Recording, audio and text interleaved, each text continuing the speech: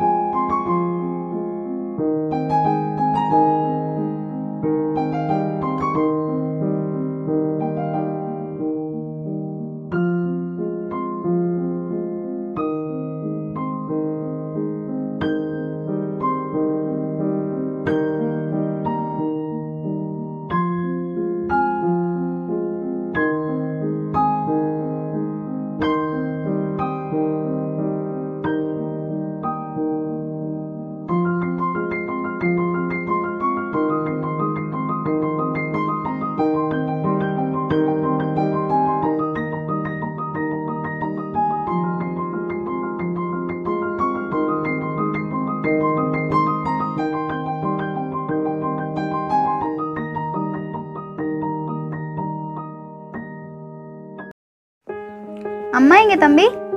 அம்மா வெளியில் போயிருக்காங்கக்கா. என்னங்கக்கா இன்னைக்கு எவ்வளோ நேரமாக வந்துட்டீங்க? இன்னைக்கு எலெக்ஷன்ல, ஸோ இன்னைக்கு நேரமா விட்டாங்கடா தம்பி.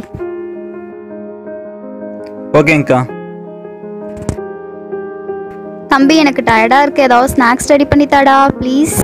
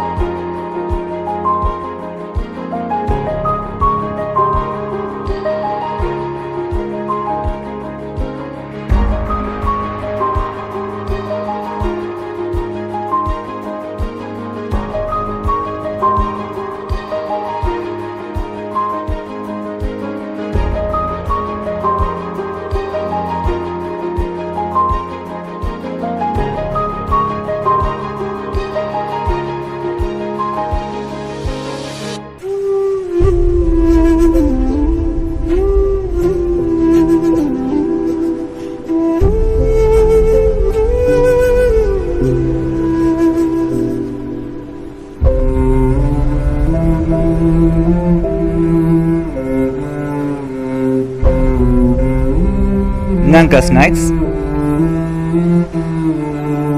ஏங்கக்கா ரொம்ப டல்லா இருக்கீங்க? நேற்று ஒரு அசைன்மெண்ட் கொடுத்துருந்தேன். உங்களோட ஆசை என்ன அப்படிங்கிற டாப்பிக்கில் எல்லா பசங்களும் ஒவ்வொரு மாதிரி எழுதியிருந்தானுங்க. டாக்டர் ஆகணும், கலெக்டர் ஆகணும், சிஎம் ஆகணும் அப்படின்னு சொல்லிட்டு. ஒரு பையன் மட்டும் நான் ஸ்மார்ட் ஃபோன் ஆகணும் அப்படி சொல்லி எழுதியிருக்கான். படிக்கிறேன், கேட்குறியா? சொல்லுங்கக்கா, கேட்கலாம். நான் ஒரு ஸ்மார்ட் ஃபோன் ஆகணும்னு ஆசை. ஏன்னா என் அம்மாக்கும் அப்பாவுக்கும் ஸ்மார்ட் ஃபோனை ரொம்ப பிடிக்கும். எங்கள் அப்பா ஆஃபீஸ்லேருந்து வரும்போது எவ்வளவு டயர்டாக இருந்தாலும் ஸ்மார்ட் ஃபோனை பயன்படுத்தும் போது அவங்க டயர்டாக இருக்க மாட்டேங்கிறாங்க. ஆனால் எங்ககிட்ட பேசுவதே இல்லை. என் அம்மாவுக்கு ஸ்மார்ட் ஃபோனில் சீரியல் பார்க்கவும் கேம் விளையாடவும் நேரம் இருக்கு. ஆனால் எங்கள் கூட பேச நேரம் இல்லை. ஃபோன் அடித்த உடனே போய் எடுக்கிறாங்க. ஆனால் நான் எத்தனை டைம் கூப்பிட்டாலும் எங்களை கவனிக்கிறதே இல்லை. நாங்கள் ஒரு ஸ்மார்ட் ஃபோன் ஆனாச்சும் எங்ககிட்ட பேசுவாங்களா, எங்ககிட்ட விளையாடுவாங்களா, எங்களை கவனிப்பாங்களா?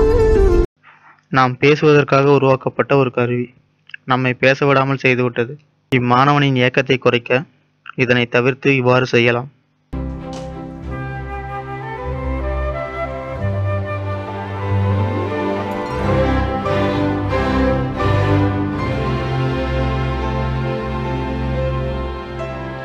சிறுவர்களை தனிமையில் விடாமல் அவர்களுடன் அமர்ந்து உணவு உண்ணுங்கள். அவர்களுடன் தகவல்களை பரிமாறிக்கொள்ளுங்கள். நம் தேவைக்காக உருவாக்கப்பட்ட அலைபேசி நம் அத்தியாவசியமாக மாறிவிட்டது. ஒரு ஆய்வறிக்கையின்படி தீர்க்க முடியாத சில பிரச்சனைகளுக்கு நாம் நம் குழந்தைகளிடமிருந்து தீர்வினை பெறலாம்.